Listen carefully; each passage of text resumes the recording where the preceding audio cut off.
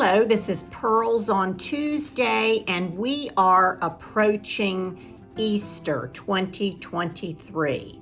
There are a few times each year that I like to create handmade cards for my loved ones. I usually do that on Halloween, on Easter, and Mother's Day. The rest of the holidays, I more or less purchase cards. But I wanted to share the Easter cards that I created this year and tell you how I did it and what supplies I used. I have recently gotten back into needlepoint, and so I decided to needlepoint my cards this year. Now, I did not purchase any patterns. I designed it on my own using the regular embroidery stitches that you can find on YouTube or in any kind of stitchery book. None of the stitches I used were complicated. I started out with these cards by Recollections that are just plain paper cards, and they come with the envelopes. So it's very, very easy. They come in white, ivory, I have some pink, I have some like a yellowish color, and I even have black and paper bag, like brown color. But for the Easter cards, I used what I had, and I used white and pink. For the egg in the middle, I have books of this paper that I use for lots of different things for crafting. And it's just thin paper, all kinds of designs.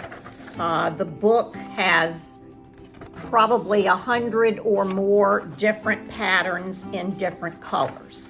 So I traced an egg shape and glued it into the center, and then I used regular embroidery thread and embroidery needles to create the stitching around the egg. And I just tried to use some complementary Easter colors, and I did some little flowers with French knots down at the bottom.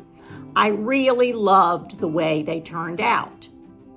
Now, to hide the stitchery when you open it up, I put the matching piece, whatever paper is in the egg, I put that piece up at the top and glued it on with my favorite Aleene's tacky glue.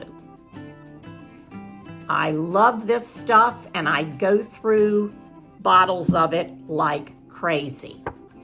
I wrote a message on my card. I have all kinds of Papermate pens here. I have metallic markers, and I embellished my cards sometimes with ribbon and any other little baubles that I happen to have.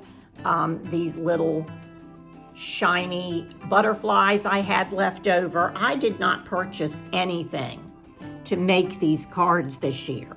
I always stamp my cards on the back with a stamp that I bought many years ago so that I can put handmade by and my name and the year. So this is the one I've been showing you. It's kind of fancy. I will show you a few more. I won't show you every single one. I liked the way this one turned out. I liked putting the yarn or the thread across that way to complement the stripes that were already there. And remember, the inside is covered up as well by the same paper as on the front. I thought that this one was very pretty. I especially like the little flowers down at the bottom of this one. It's another one.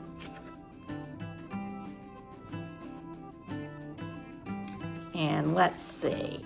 Oh, I think this one turned out nice. You can see blanket stitch going around the edges there. And how about this one? Thought that turned out pretty as well.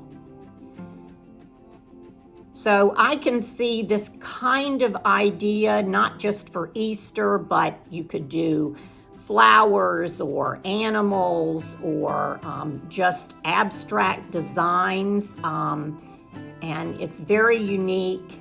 It is not time consuming, didn't take a long time to make each one, and I think the recipients will really enjoy them. So happy Easter and happy spring. And if you enjoyed this video, please think about subscribing to my channel, Pearls on Tuesday. Take care.